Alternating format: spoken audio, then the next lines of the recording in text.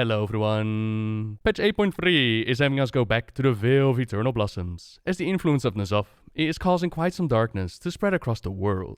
What better reason than to go back and talk about the story of Lei Shen the Thunderking. Quite a few things connected to his story, they will play a part in the next patch. But of course, Lei Shen, he wasn't always known as the Thunderking. Once he was just a Mogu, a Titan forged, created by the Titan Keepers. This all goes back to the days of the origins of Azeroth, where the Pantheon, they found a planet corrupted by the old gods. Inside of it slumbered one of their kin, a Titan spirit, which the Pantheon had been desperately searching for. The corruption of the old gods, it was quite serious though.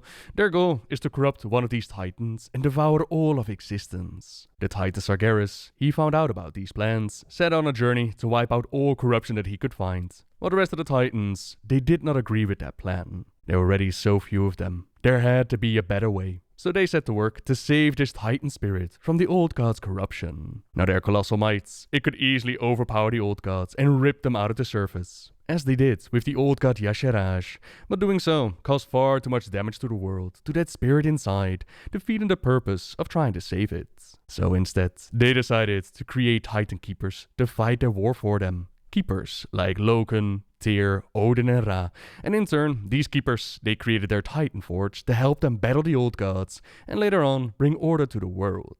Titan Forged, like the Vrykul, Tolver, Irvin and the Mogu. Their forces combined were able to win the war over the Black Empire, imprison the old gods, and patch up the wound which was left behind by ripping out Y'Shaarj. Several Titan facilities, they have been uncovered over the years. In the north near Uldum, we can find the Forge of Wills, which not only helped the Titan spirit inside of the planet grow, it also allowed them to make more of their Titan Forged. Then in the south, near Ankiraj, there's the Forge of Origination, which would not only help the Titan spirit grow, it also acts as a failsafe device. In the event that Azeroth's flora and fauna it succumbed to corruption, the incredible energies stored inside this great machine, it could be unleashed to eradicate all life on the world, which then allowed it to start anew. On his journey, Keeper Ra and his Titan Forged, they came across bits and pieces of Y'Shaarj that had fallen back onto the world. The biggest was his heart, and rather than destroy it, Ra and the others, they decided to keep it instead. Build a subterranean vault to contain it and neutralize its evil. Studying the heart, it could help them understand the nature of the old gods and the other void creatures. It was the Mogu that were charged with watching over this vault. They would guard and care for the surrounding land as well. While the Tolver and the Nubasath, they were charged with guarding the Forge of Origination, and the remaining forces, they were told to guard Kafun in Silithus. With the job complete, the Titans left Azeroth behind in the hands of the Keepers, left the world to do its thing. In time, perhaps that Titan spirit, it would actually wake up. They done all that they could, and set off to find more of their kind. On a stormy day, Ra and his Mogu followers ascended a colossal mountain to see the Titans off. The legends say that the High Keeper slammed his weapon, the Fist of Raden, against a shield called the High Keeper's Ward, and the elements answered to his will. The rain ceased and the clouds parted. The mountain at their feet rose higher, and lightning and fire illuminated the skies, so that Ra and his followers could better glimpse the Titans. Lastly, the winds howled a sorrowful farewell. Yet, when the Titans ran into Sargeras again, they were unable to change his mind.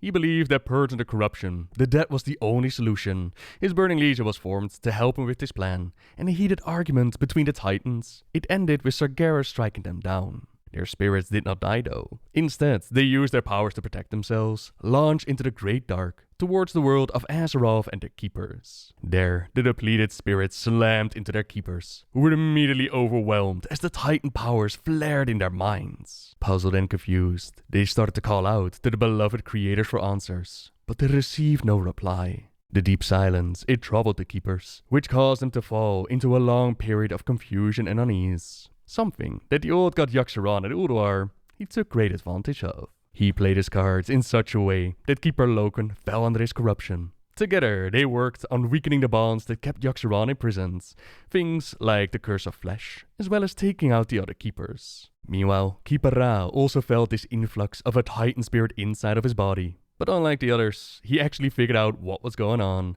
The Pantheon, their creators had fallen. All that was left was this last bit inside of him. He extracted the lingering power of Aman'Fu from himself and carefully stored it in a mountain vault near what would become known as the Vale of Eternal Blossoms. He then retreated into the catacombs beneath the land, to meditate on what he had learned.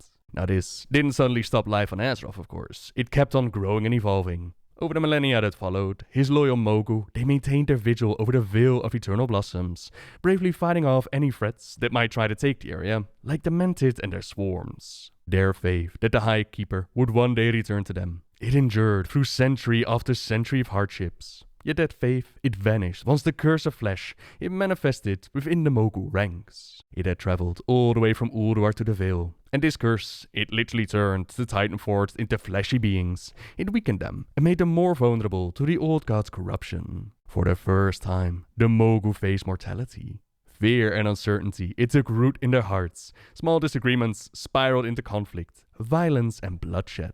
Packs of the Mogu started to band together. Clans and warlords, they emerged by the score and engaged in brutal power struggles with their own kinds. Those who triumphed were quickly toppled by their rivals. Through it all, their culture and language, even their sense of purpose and identity, it all began to change. Only their most basic instincts prevented total annihilation. The threats of the Mented were one of the few things that had the Mogu band together, but once the swarm was defeated, hostilities would surface again, and the cycle continued.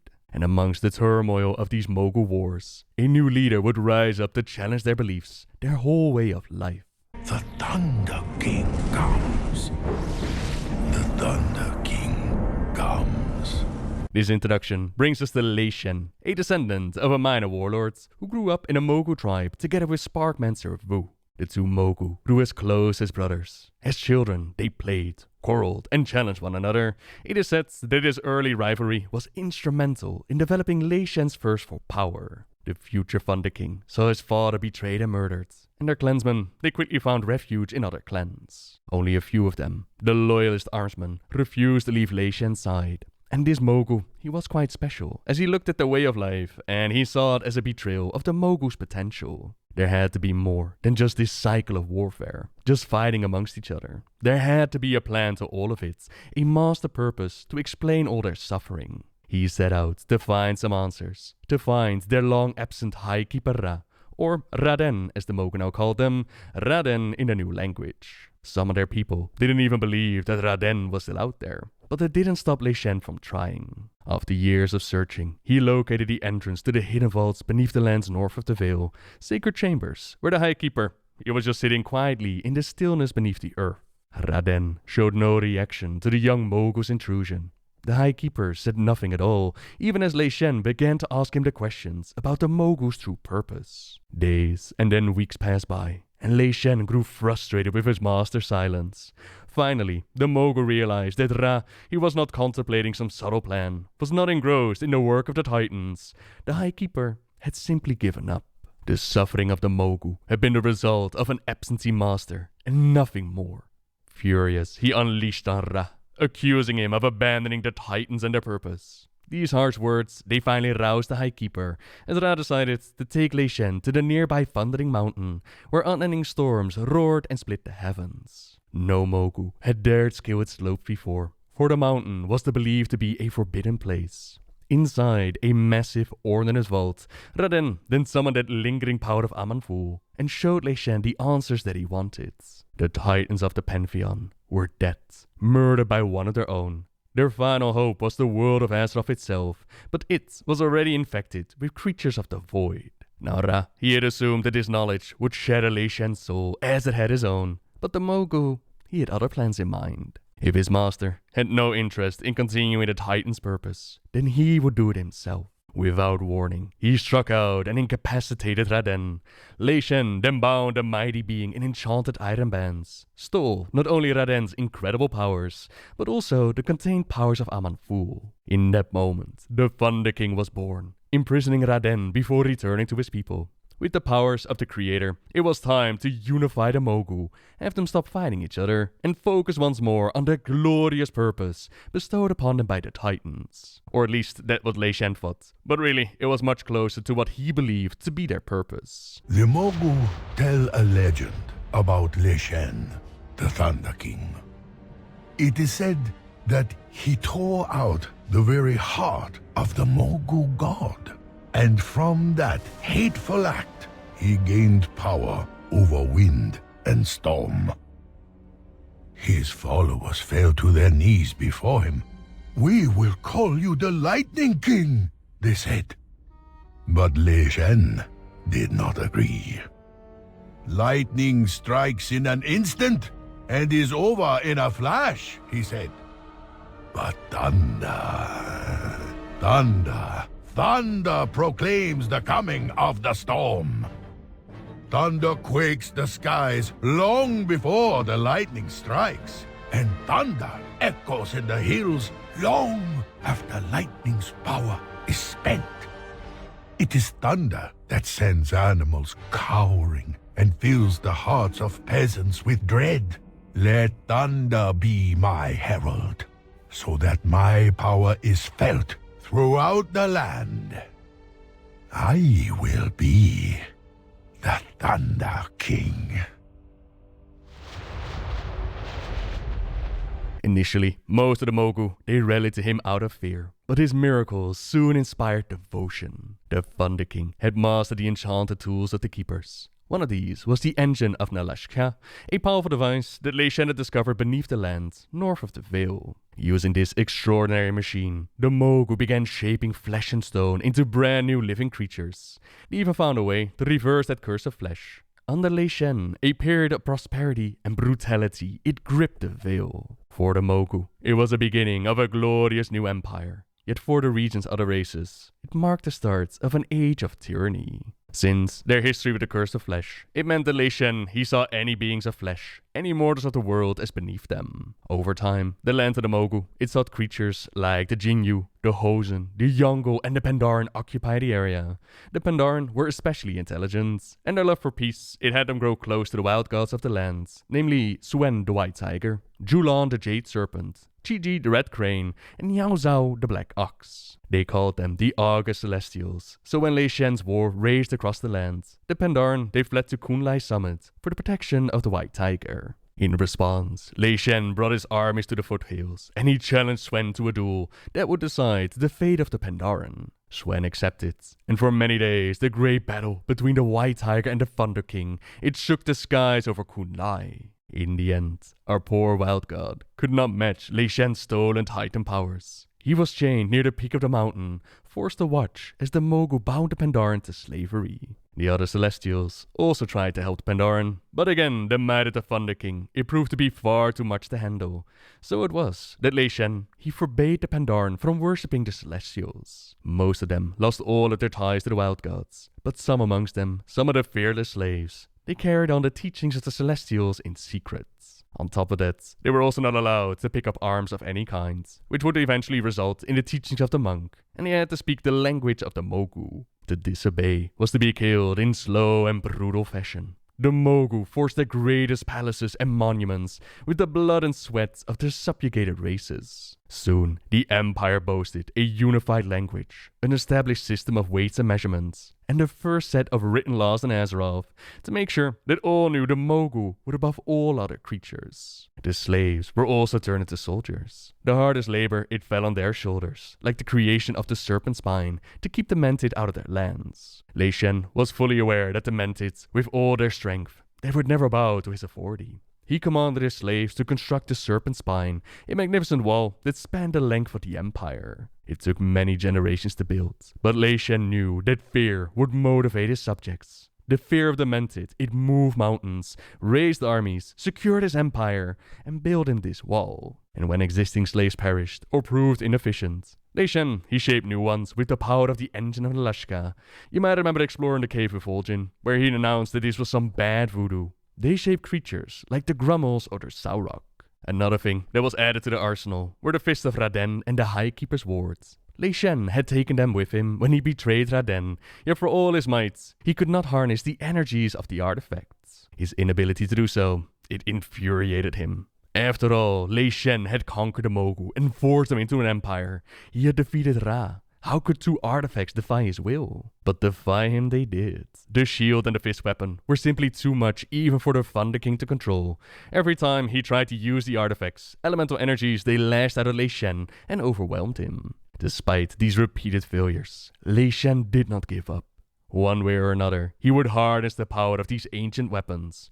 Eventually, he decided to give them to a gifted blacksmith, Forge Master Deng. The Thunderking ordered him to unlock the artifact secrets, but he also warned the artisan not to harness their power for himself, or he would suffer grave consequences. Deng promised Lei Shen that he would follow his commands, but secretly he plotted to disobey his master.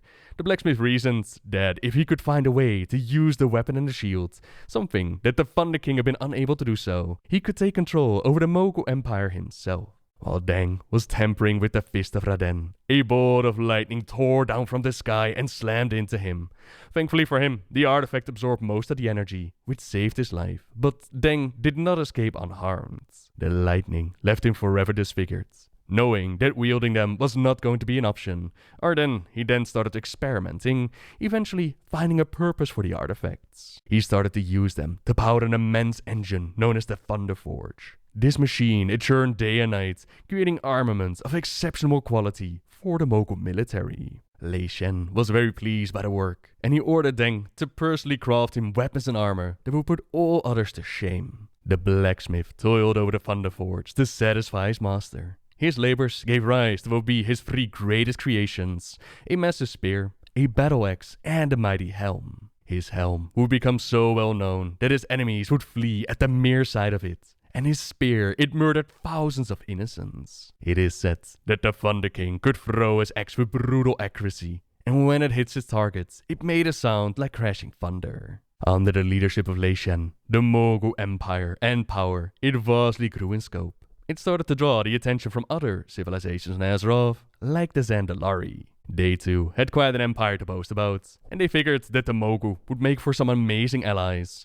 They might hold the power of this world, but the trolls held the knowledge of the land. The 2 empires would make each other great, teach each other their secrets. Once they were allied, nothing in Azeroth would dare oppose them, and Lei Shen was intrigued by the offer, even decided to go along with it. The Zandalari were trained in the ways of arcane magic, promised quite a bit of land in the Vale, and in exchange they shared the knowledge of the land. Unknown to all of their people was that both leaders were actually plotting to betray one another, using them for what they needed and then toss them to the sides. But their allegiance, it proved to be so beneficial for both sides that the whole betrayal thing, it never really came to be. In fact, Lei Shen even confided in the Zandalari. He had come up with a way that, in case he would die, his spirit could be revived. Knowing that the rest of his people, they were power-hungry bastards. He couldn't exactly trust the Mogu to do it, so the secret of his resurrection, it was passed on to the Zandalari. Meanwhile, over at Uldum, the Tolver, they performed their duties, guarded the area, waiting patiently for word from High Keeper Ra or his Mogu servants. They had no idea what Lei Shen had done. So when they were summoned to the Vale, they were stunned to see exactly how advanced their Mogu cousins had become. They'd even managed to reverse the curse of flesh, something that the Tolver also had to deal with. And while the brutal enslavement of the land, it shocked them, they didn't take action. Their main concern was the protection of the machineries in Uldum, and the Thunderking agreed. In his mind, he was still working in line with the plans of the Keepers. So bringing Uldum and their machines into his empire, it was the only logical way to go. With his stolen powers, the engine of Nalashka, and the Forge of Origination under his command, they could remake all of Azeroth as they saw fit, but that's not how the Tolver saw it. They were outraged, hearing what Lei Shen had done to the Keeper. The Thunderking, he might offer them a high position within his empire, but that didn't matter to them. Their loyalty and love for Ra, it was unquestionable, so they stormed out of the empire, vowing to never serve a traitor. Good enough for Lei Shen. If they weren't going to sign up willingly, then he would take Uldum by force. The Tolver, they could never stand against the might of his armies, against the might of the Thunderking. He was so sure of his victory that he decided to invite the Zandalari to accompany him to witness what he claimed would be the Mogu Empire's greatest victory yet. Those that he had trusted to hold his secret to his resurrection, they ventured with him into the lush jungles of Uldum, imagining themselves unlocking the secrets of immortality. Uldum at the time was quite a little paradise, teeming with undiscovered life and wonders as far as the eye could see. The full might of Lei Shen's empire, it trampled over the land, and to greet them was just a small group of Tolver. Hardly worth the efforts, but what Lei Shen didn't realize was that the Tolver had a secret weapon. Don't forget that the Forge of Origination, it has the power to wipe out all life on the planet. With a bit of tinkering, with a couple of adjustments, they wouldn't have to use its full potential. It would only scour the nearby land. As Lei Shen led the charge, gloating in his impending victory, the Tolver activated the weapon. Deep within the earth, The device rumbled to life. The earth heaved and buckled as waves of force erupted from Uldum, bathing the surrounding land in the energies of uncreation. The Tolvair's defenders, and nearly every other creature on the surface of Uldum, they died that day instantly. Creatures all across Kalimdor witnessed the flash on the southern horizon, and when it subsided, Lei Shen and his allies were no more. The release of so much power also meant that the lands of Uldum, they would forever be changed. Now, it's more like the desert that we know it as today, with just small pockets of life remaining. The surviving Tolvair within Uldum, they worked to ensure that no one would ever again attempt to claim such power. They shrouded the few passages that led into the region with magic. In doing so, the Tolvair effectively sealed Uldum off from the eyes of mortals, which is why we didn't explore this area until the Cataclysm, which rocked these magical defenses and revealed the land for all to see. Before the Tolvair completely shrouded Uldum in their grand illusion, a handful of Thunderking loyalists, they recovered Lei Shen's corpse from the region. They brought it back to the Empire and enshrined it within the Tomb of Conquerors, where it would rest for millennia. The Tolvair's noble sacrifice, it had kept the Forge of Origination out of Lei Shen's hands, and prevented any other Mogu emperor from daring to follow in his footsteps. Lei Shen's death had quite an impact on the Mogu Empire. The new emperors, they would rise up, but none would ever wield as much power as he had. Not to mention the deaths of many of the highest-ranking Zandalari. There were those amongst the people still alive that knew the secrets on how to resurrect Lei Shen, but the rebuilding and recovering of this, it kept them quite occupied. They would spend generations trying to recover from the losses at Uldum. Neither would ever regain his former glory, and in time, both empires would crumble and fall. But seasons change and tyrants die. His fury spent in times gone by. The thunder slept beneath Kunlai. Secure the remains, brothers. But that story and the return of Lei Shen, that's what we'll save for next week. As I said at the start, you'll see some key parts of this story play out in the next patch, especially the tied machineries that cause so much devastation to the Thunderking. For now though, thank you very much for watching everyone. Subscribe if you like my videos, leave a like if you enjoyed this one, and until next time, see ya!